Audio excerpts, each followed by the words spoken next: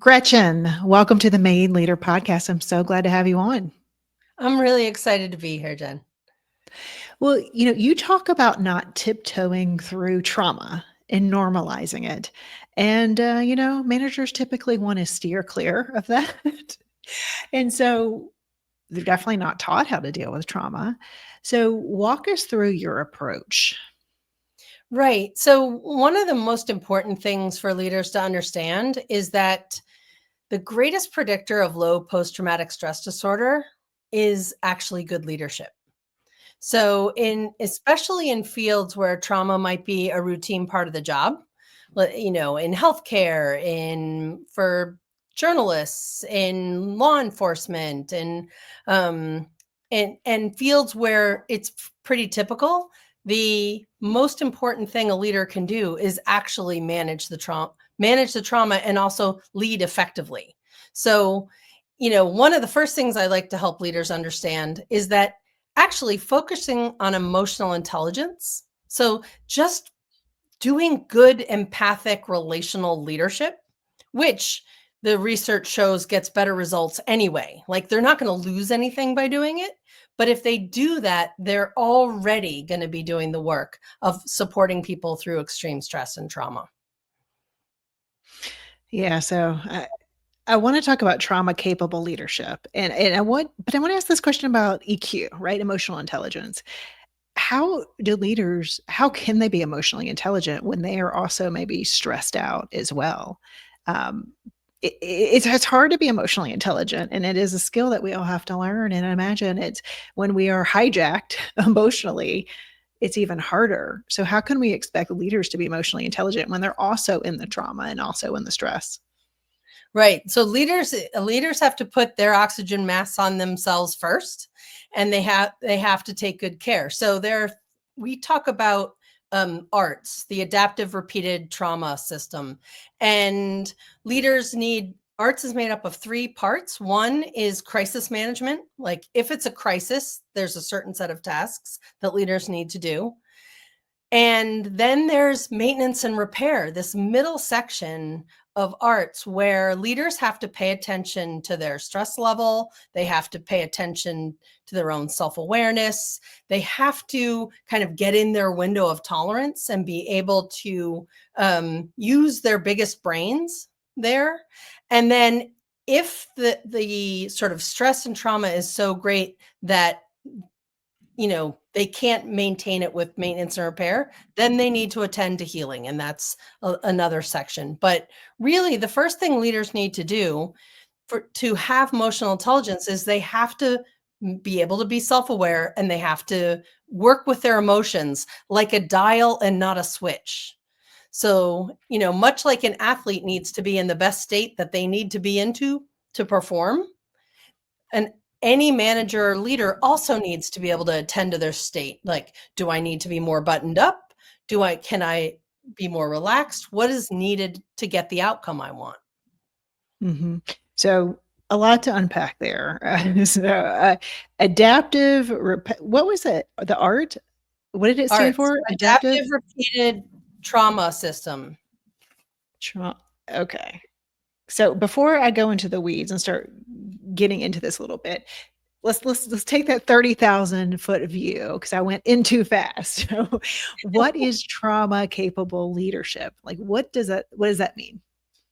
It means being able to pay attention to it, be aware of the impact of trauma on you and your team, and then be able to um, manage your emotions, support other people to have conversations and manage their emotions, and keep the team focused and functioning on the work that needs to get done. There are almost no trauma fields or trauma experiences where work gets to stop completely. The fire department doesn't go home after a bad day, right? They Mhm. show up to work the next day. And in most fields, that's the case. And so how do you define trauma? Is it all in these high impact, like, first responders, healthcare, all of that's what my mind goes to, the professions that you've named, or is there trauma in every job, and how do you define it? Well, the working definition of a acute trauma is an experience or event that overwhelms your capacity to defend or protect yourself. So the hallmarks of trauma are helplessness and terror, really. And a lot of the work we do focuses on repeated trauma. So, rather than a car accident, would be as if a car accident happened every day for a long time, right? And there's a typical human response to trauma, which is, increased heart rate, increased respiration rate, increased adrenaline. It's the fight or flight that we know, right? But with repeated trauma, the response isn't that normal one that we see. Actually, in repeated trauma, we kind of shut down. We tamp everything down so that we can use our brains to focus and survive. And I've worked with organizations where somebody's died at their desk. I've Mhm. worked in organizations where a previous president embezzled lots of money from the organization and they were left to clean up the mess. So those are both experiences of trauma in the workplace that were workplaces where trauma wasn't routine. Right, and I'm guessing, reduction in force, RIFs, Yes, layoffs, are those considered? Okay. And absolutely. so Absolutely. and those are, happening more than ever now, definitely. Um, is there a difference in how you approach it when it's, kind of, the riffs or the examples that you just, explained versus, the first responders or healthcare, workers who are in the ER, let's just say, or the ICU? Is there a Right. difference in how you would approach or you'd approach leaders in those organizations? Yeah, I would say that the difference is that if it's people are being riffed or there's organizations where trauma is not necessarily routine, you actually have to bring a little bit more focus to it because people are going to be thinking like, well, it shouldn't be that hard or I shouldn't feel this way, right? Mhm. And in healthcare, they have they have a version of that, but it's different, right? Well, this is a job I chose, so I shouldn't feel this way. But I think that Mm. as a leader, if you're in an insurance company that's laid off tons of people, you really do have to name what's happening. This is impacting us. This can feel traumatic. People may feel guilty about still having their jobs. People may feel guilty about firing their people, right? And talking about the impact on that. So there, it's really necessary for leaders to be able to state out loud what is happening and then give people the opportunity to talk as a group and individually with the manager. Co- Right, which takes go ahead. I was going to say COVID was an example of this, right?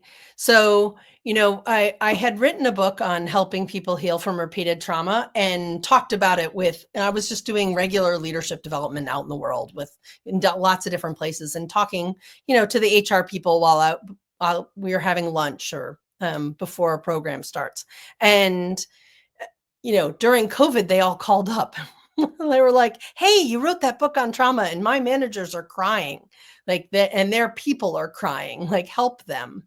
Um, Yeah, it's very much needed, and so let's go down the layoff track, and then I wanna actually go back into, like, the healthcare and the first responders 'cause yeah, it sounds like it's a different animal. Um, what do you one of the things you just said, so let's just say there's a reduction in force, we'll just call them layoffs, it's just a nice way of saying layoffs, a riff. And then you have a leader and they have someone that is gone from their team, and then you've heard about the survivor's guilt, like the people who are there and they're just fearful and waiting, like, "When's the other shoe gonna drop? When am I gonna get laid off?" That happens. Um, so you said the leader would then state out loud, "Let's just talk about it as a group." Is that really what you would recommend? And are there any parameters they would put on that? Because, leaders will be like, "Oh, crap, I don't know what's gonna come out of that." And so they often don't even bring up that question or that safe space. right. I mean, I think one thing to preface it with is that there needs to be some preparation work to these conversations around trauma. So, in the cycle of healing from trauma, I begin with preparation or what I call base camp, where leaders and their teams should be talking about what are my strengths? What are my values? Um, who supports me? Or if we're a team, who supports us? Like, how do the other teams interact with us? How, I often coach leaders to ask their people, like, how will I know you need help? Like, what are your Mm. signs of needing help? And what can we do to support each other, right? And that preparation work of base camp precedes this work of having conversations about trauma. If you've never had a conversation with your people, if you've never had developmental conversations with your people, then I wouldn't recommend jumping into this conversation, because you won't be experienced as authentic or actually caring. Yes. So, Gretchen, I love that question. How will I know you need help? That is a brilliant one for a leader to ask their people because they don't know, and you're not a mind reader. So, how do you open up that conversation? I love it. And, the good leadership skills of getting to know your people and leveraging their strengths. Love it as base camp. Let's assume not every leader, you've done enough leadership development. Let's assume not every leader has that base camp, if you will. What do you recommend for them? I mean, do they open the conversation in a different way or what? Well, I mean, it's an interesting question, because I want leaders to be themselves. I don't have an ideal leader that I'm trying to get people to. I Mhm. really want leaders to be really great at being them.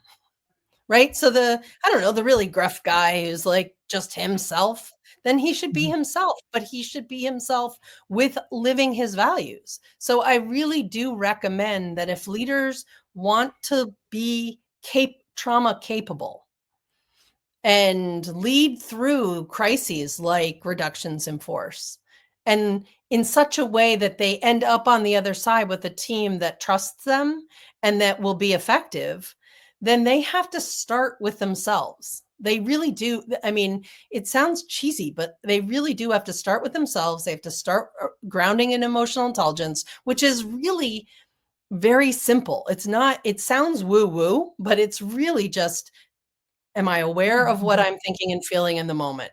If I am, can I manage my mood such that I can show up as my best self?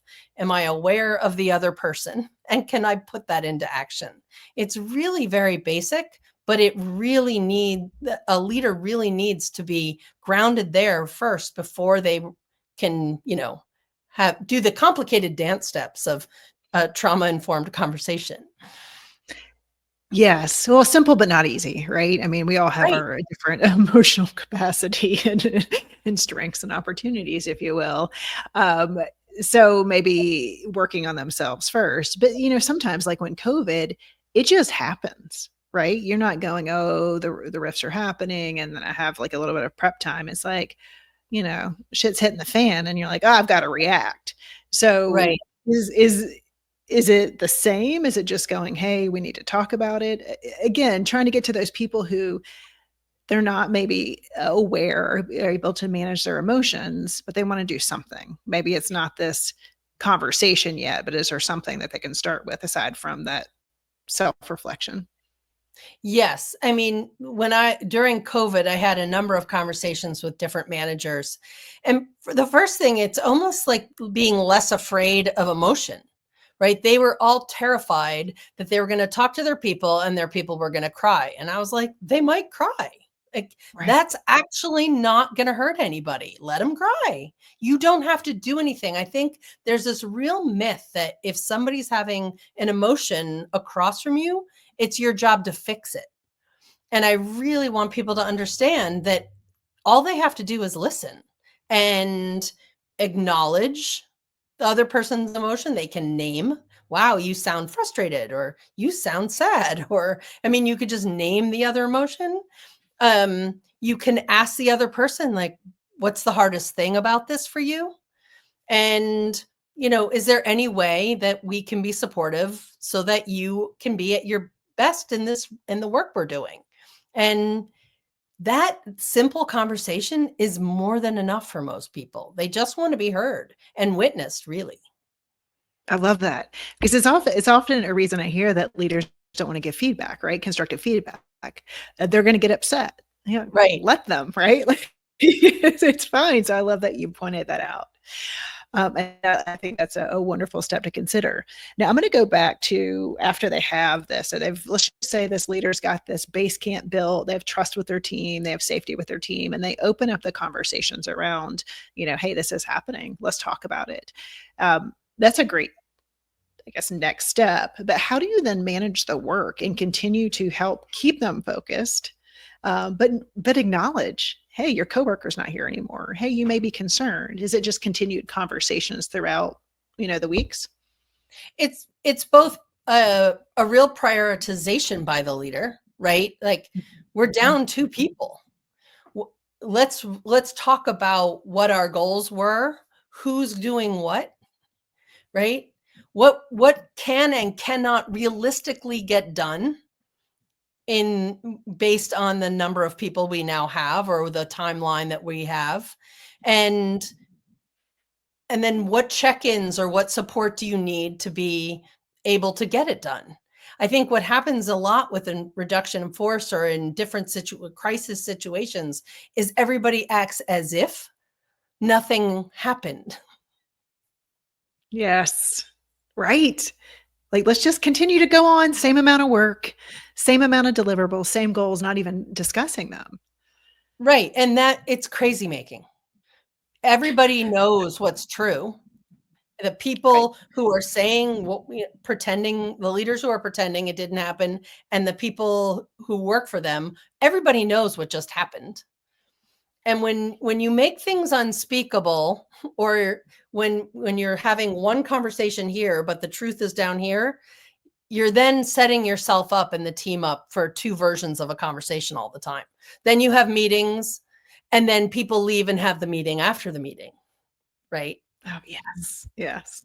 Right. And then that just gets to discontent. They're not going to be as focused anyway. They're probably going to leave the organization because they're thinking, well, I'm next. Right. So you're not getting Right. anything out of them. They're just probably a bundle of nerves.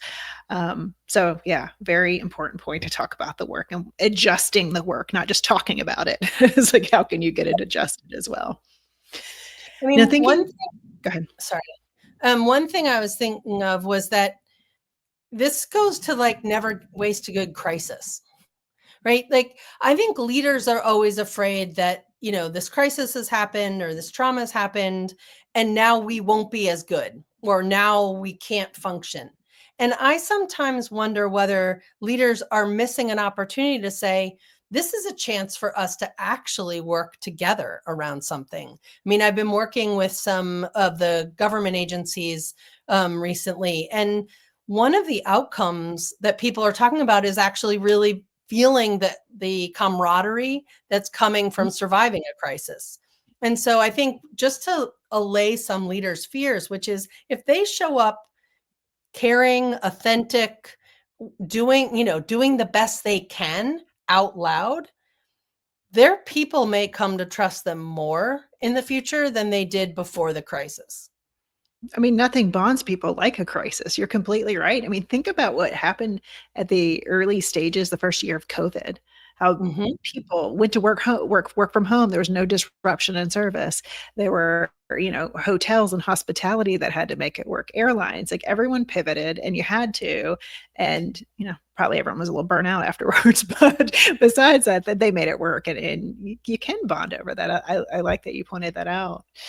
Now, getting to the other kind of the workforces that have that repeated trauma, that they're constantly facing, some kind of death, destruction, trauma, secondhand trauma, right? Is the term I've phrased, the phrase I've heard. What's different about them and that type of leader in, let's just say, in any of those environments? Well, first of all, the trauma or vicarious trauma is never going away, right? The reduction in force situation, there may be a level set at some point where they just go back to their jobs, right? And they just go back to selling insurance or doing what they did before that.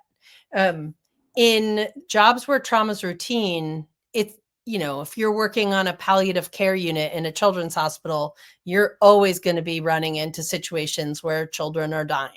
Or if you're, on a police force, you're always going to be in some situation of danger or be working with colleagues who have that. So in those situations, you really do have to pay attention to this maintenance and repair idea.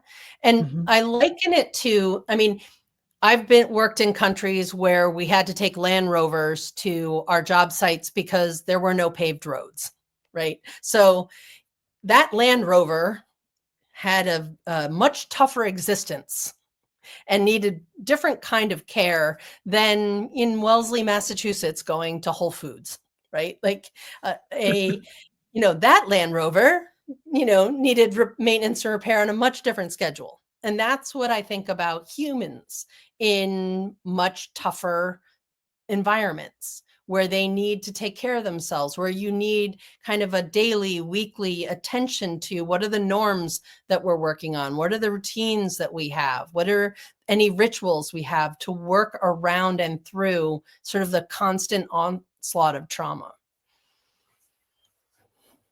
And what would some of those routines be? Like, when you're thinking about, we'll just use nursing, right, as an example. What kind of routines would they consider, knowing that they're gonna lose patients Yep. on a regular basis? Well, there should be routines that you as an individual have that, Mhm, keep your cup filled. And then as a group or as a team, that whether you have um, daily or you know, daily check-ins or weekly check-ins or a round of gratitude before every meeting, or, different groups have kind of put in different things that help them, but it might be different. You might have one-on-ones with your people, or you might do team meetings with your people, but it should be predictable and it shouldn't vary regardless of what's happening. That's the beauty of a routine, is I know when it's happening, I can rely on it and use it, and I can hold on for trauma, I can hold on to the conversation until I know that that thing's happening. And then I mhm. can have an opportunity to share. So how do you, as a leader, so I'm thinking of that nurse manager, or I'm thinking one profession that keeps coming in my mind are the people who are responding to emergency calls, right? They hear sometimes the worst of the worst. I think they get forgotten in a lot of, these Oh, yeah. conversations.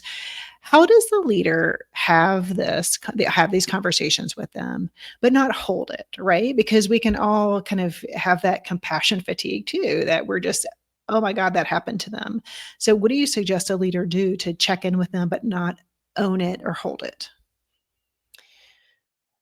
So that's sort of a two-part question. So if I'm sitting with four dispatchers, if I'm the leader of the four dispatcher people, right? Mhm, There should be routines where we start and end shifts, how we start and end shifts, mm, right?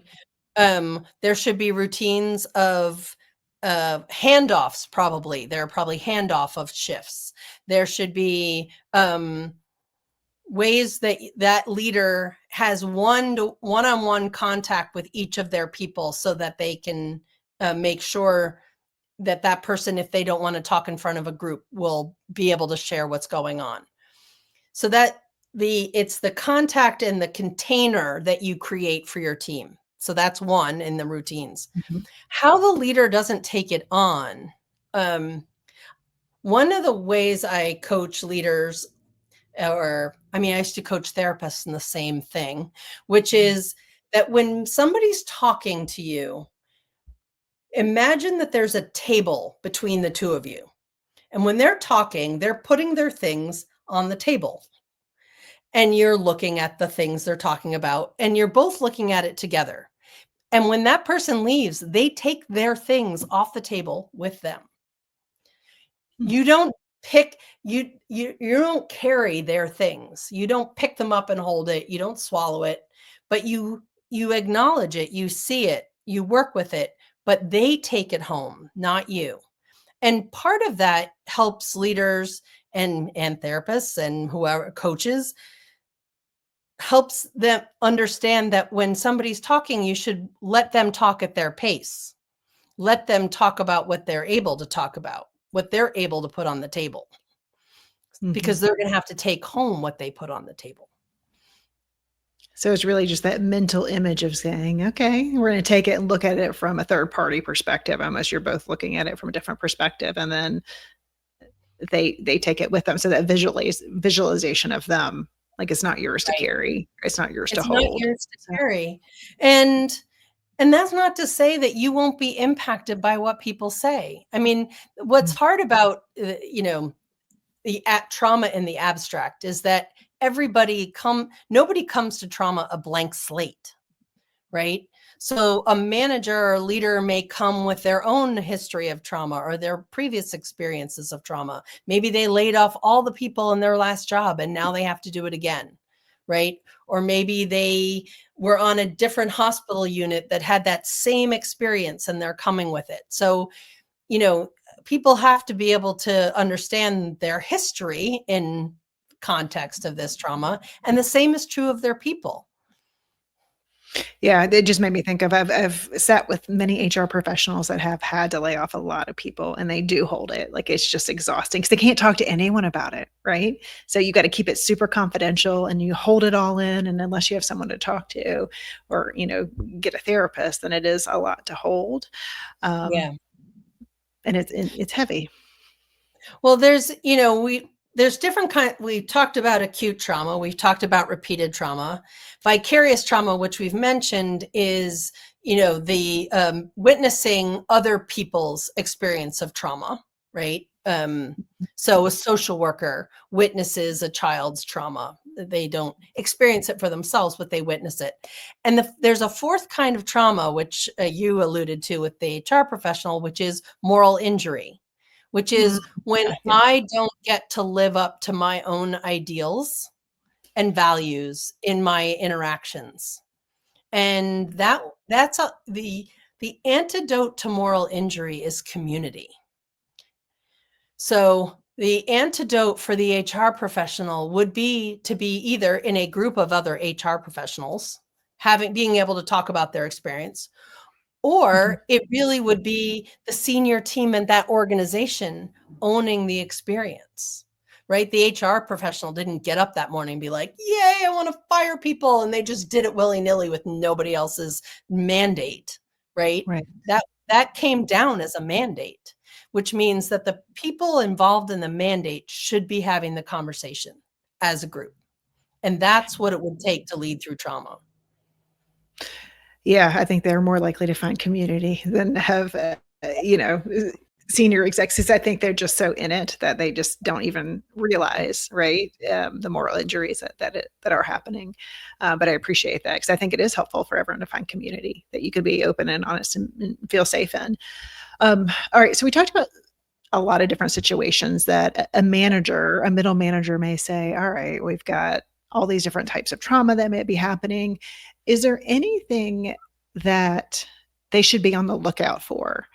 I'm gonna ask you 2 questions in one, so you can answer them any way you can.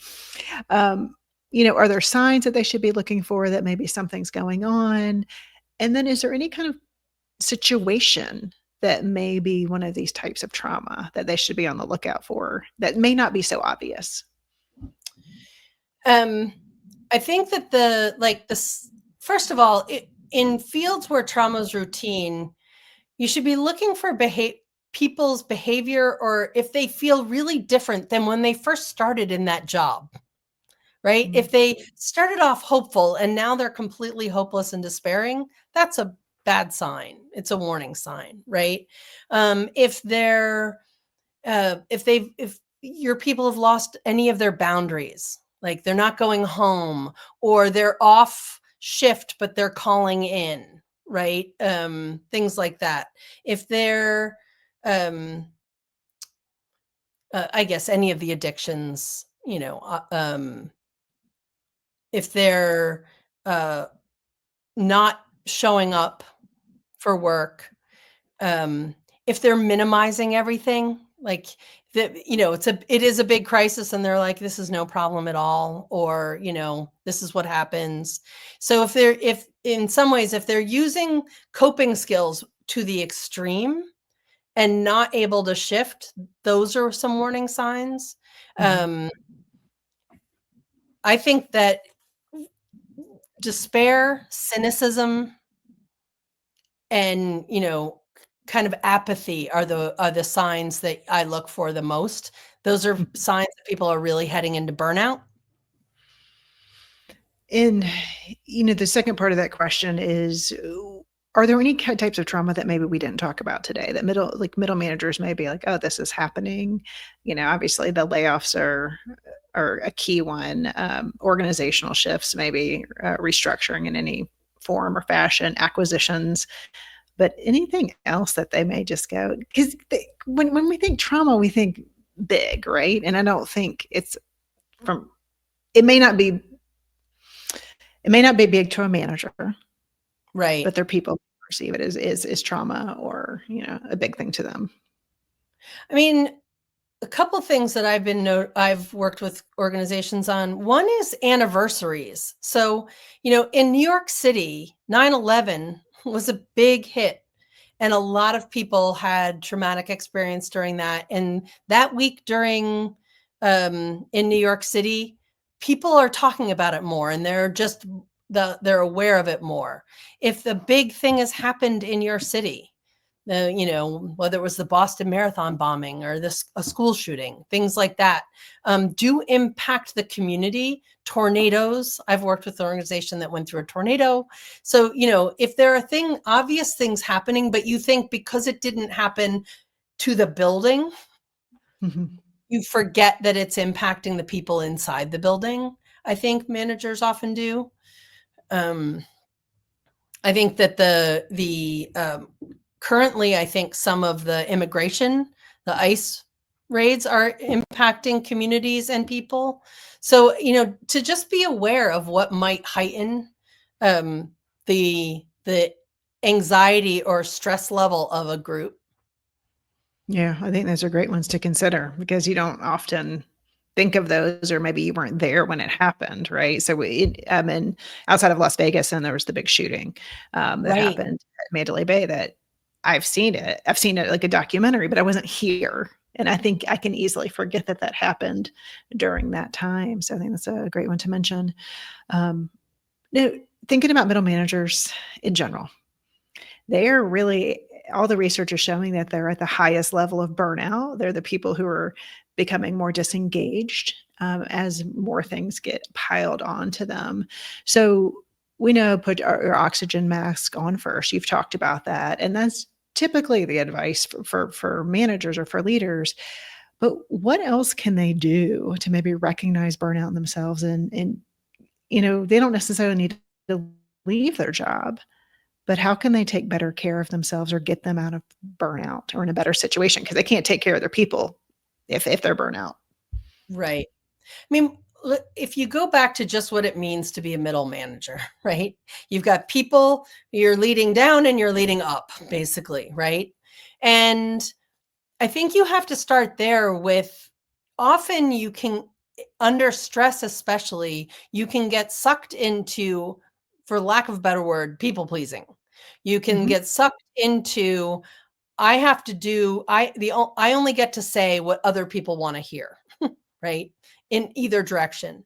And I think one of the things the shift you have to make to avoid burnout is actually being more solidly centered in what you know to be true for yourself. And by being able to say, all right, I do know what what my boss wants me to say or the organization wants me to say. Um, but I need to own it for my own, right? What of my values? What of my purpose? What of my experience says that the mandate coming down um, is something I can put into my own language? I think that they get caught and feel helpless. I think they end up feeling trapped because they haven't had the time or space to digest what everything means from their own leadership perspective. And that that piece of work is what will allow them to feel a sense of agency in what they do, and to be able to start crafting their own language around what has to happen. And so it's not even just stress management. It really is, it's adult development. It's growth that will allow them to stay engaged and less stressed, rather than feeling kind of trapped or at the whims of other people. So let me dig into that so I can make sure I understand. So let's just say we're going to go through the layoffs, and you're a Hmm. middle manager. You're like, this sucks. I don't believe in it. I don't like it. Um, Yep. what I heard you say is that it's you're taking all the talking points from the higher ups, but then you're saying, okay, let me put this in a language that I can feel comfortable. You're not necessarily throwing the company under the bus, or are Nope. you? Like, can you say like, okay, so you're just No, I you're know you're stating not. what needs. Yeah, you're not going to Go throw ahead. the company under the bus. I mean, if you were going to throw the company under the bus, then you'd have a different set of decisions about whether you stay. But Right. if you're going to, you know, you have to lay people off, but you have to look at why they're doing it, right? Mhm. They're not doing it out of just pure cruelty. They're doing it to create a more solid platform for the future, or you're going to figure out why they're doing it, right? And you're going to figure out why, if you were your boss or your boss's boss's boss, you would be able to talk to your people. I mean, part of being middle is we often think of empathy down a system. Like, I have to take care of my people as a middle manager. But actually, one of the thing that sort of helps you stabilize is actually to have empathy up a system. What is keeping my boss up at night? What is keeping my boss's boss up at night? And by holding both ends, I find a center in the middle, and find language to say, this is horrible. I wish it weren't true, right? And given that it's true, this is how, based on my values, which, my values might be relationship, my values might be family, whatever they are, this is how I'm going to put this information forward, right? And I want to empower. This is the whole, in all of the work we do, we want to empower each leader to be able to be human and effective. Yeah, I can't love that enough, Gretchen, because we don't often empathize upwards, right? And employees too, just even for the middle manager to think, oh, that must be hard for them. We just think, ah, Right. screw them, right? We want to just take our anger out on somebody. But I love Right. thinking about that, because everyone's got difficult decisions and challenges of their own. So how can we put a different lens on that? So, Gretchen, let's just say we're talking to the middle managers here. They're barely keeping their head above water. What is a concrete thing that they can do tomorrow to start building the base for this trauma capable leadership?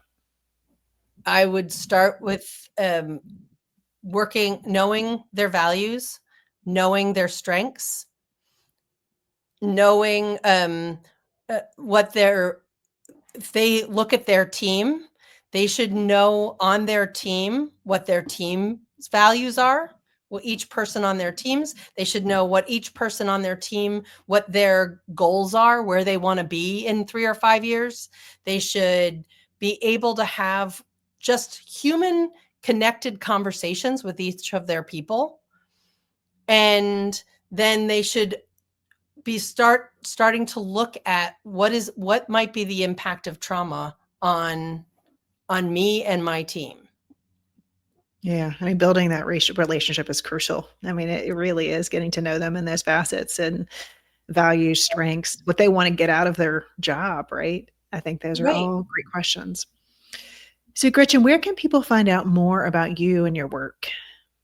You can go to our website, the Center for Trauma and Leadership.com. We're offering leadership development programs to help people lead through trauma. We're offering coaching workshops to help coaches and leaders coach their people through trauma.